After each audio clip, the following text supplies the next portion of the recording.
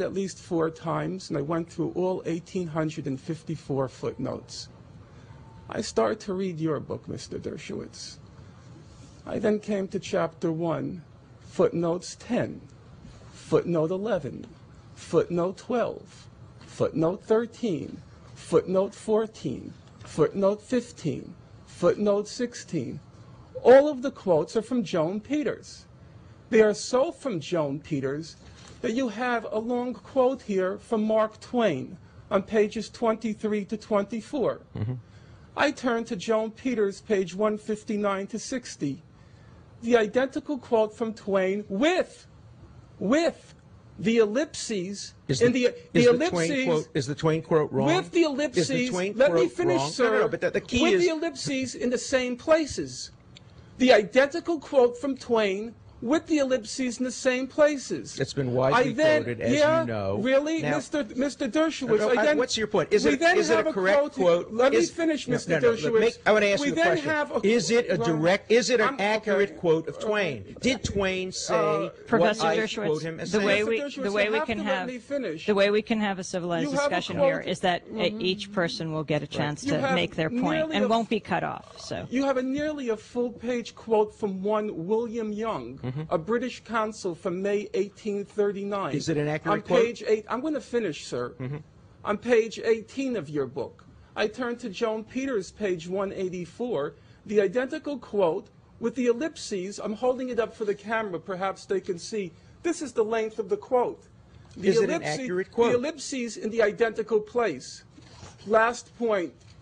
I'm not going to go through chapter 2 where there are 29 plagiarisms from Joan Peters. Wait. Let's be very clear. It is not plagiarism to quote Mark Twain correctly. Except if you cite Mark Twain and not Joan Peters. I'm a professor, sir.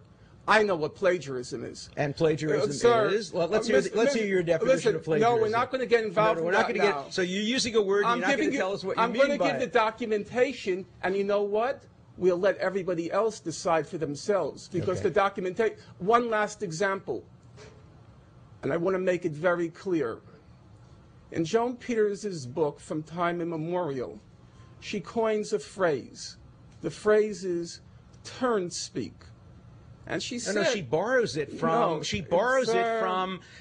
Who is it? I'm sorry. No, she attributes it and borrows it from somebody else. It's not her own phrase. She coins the phrase. You see, you don't know what you're talking about. And that's pretty terrible.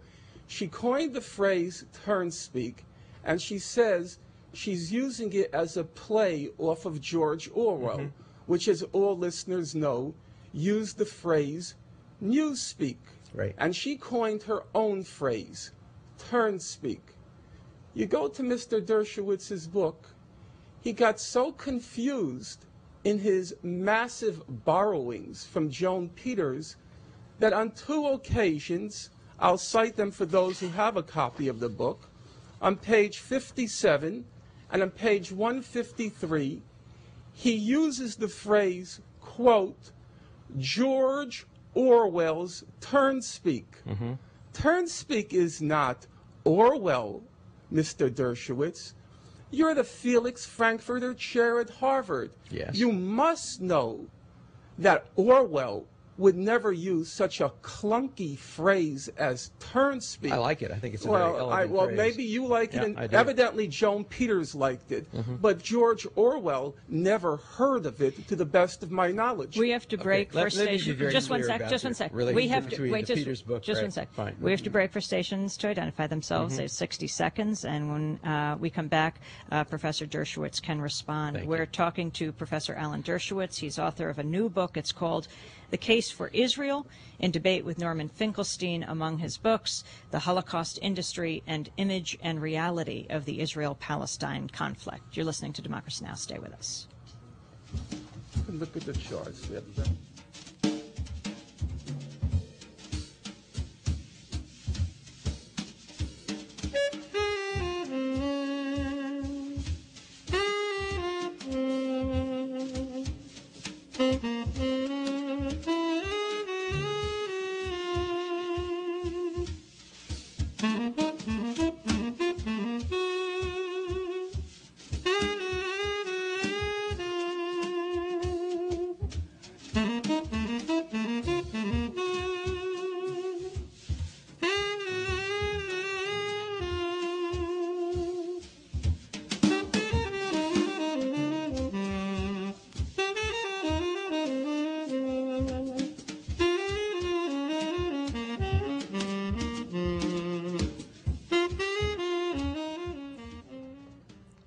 music from the late Frank Lowe here on Democracy Now!, the War and Peace Report, as we continue our debate on Alan Dershowitz's new book. It's called The Case for Israel.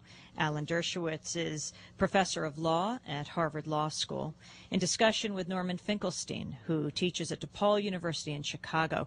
His book's Image and Reality of the Israel-Palestine Conflict and the Holocaust Industry. Professor Dershowitz, your response to this very serious charge of plagiarism? Well, it's a frivolous charge, of course. What happened was this. Of course, I read the Peters book. Anybody writing a book on the Middle East would. I also read a book called The Myths and Facts, which is a book put out originally by AIPAC and then published separately and independently, and probably 30 or 40 other books which use the same quotes. They're very extensively used quotes by Mark Twain, because Mark Twain traveled to Palestine. Mark Twain's a very prominent American writer, and what he saw in Palestine is very relevant to the debate. He saw barren lands. He didn't see a Palestinian community. He saw empty roads, and he writes extremely vividly. And one scholar is entitled to read a book, as I did of Peter's book, and to find quotes in the book and check them against the original quotes and find them to be accurate, and then do what I did. I don't know whether or not Mr. Finkelstein read footnote 31 that appears on page 246, which says, the research of French cartographer Vital Kuntz are relied on for the conclusions. I may have mispronounced it. I'm sorry. No, you misspelled it. And then I say, C. Joan Peters from Time Immemorial, Chicago, etc. And then I say, Peters' conclusions and data have been challenged. And then I quote from Said and Hutchins, I do not in any way rely on them in this book. In other words, what I did, and it's very common for scholars to do that, is I read her books, I read Mr. Finkelstein's criticism of them, and I came away with enough doubt about the conclusions that, although I don't regard the Peters book in any way as a fraud, I think it was a well-intentioned effort to recreate and the very difficult to recreate events that existed in 1890 and 1900. I did find her quotes, which have been, as I said, used extensively by Facts and Myths and other publications, to be quite compelling. And she led me. I mean, I don't purport this book and none of my writing I don't purport to be an independent historian who goes back to the Middle East and reads original documents.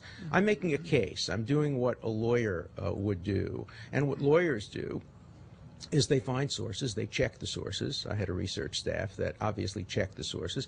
I haven't heard a word from Mr. Finkelstein suggesting that the quote from Mark Twain is not an accurate quote. Now, if Peters had made up a quote from Mark Twain, and it hadn't existed, Mark Twain had never written it, and then somebody borrowed the quote without going to check back on whether Mark Twain had said that, obviously that would be a serious charge. I've done nothing like that. The vast majority of my book deals with current situations. In fact, I start my book by saying there has to be a statute of limitations on grievances. I don't try to base the case for Israel on the fact that Jews lived in Palestine before the birth of Jesus, or the fact that Jews were expelled from what is now Israel in 72 AD. And I argue that Palestinians can't really make the case against a two-state solution based on historic claims that go back 100 years. But in the first couple of chapters, which are quite brief, I recount, never purporting to be creative or original in the recounting, I recount what has been accepted as the traditional history, and that traditional history includes the fact that the land, particularly what is now what would be Western Palestine, what was the part of Palestine allocated to Israel in the 1947 division, was land that before the Jews got there in the first Aliyah, 1880 something, and the second Aliyah in the beginning of the 20th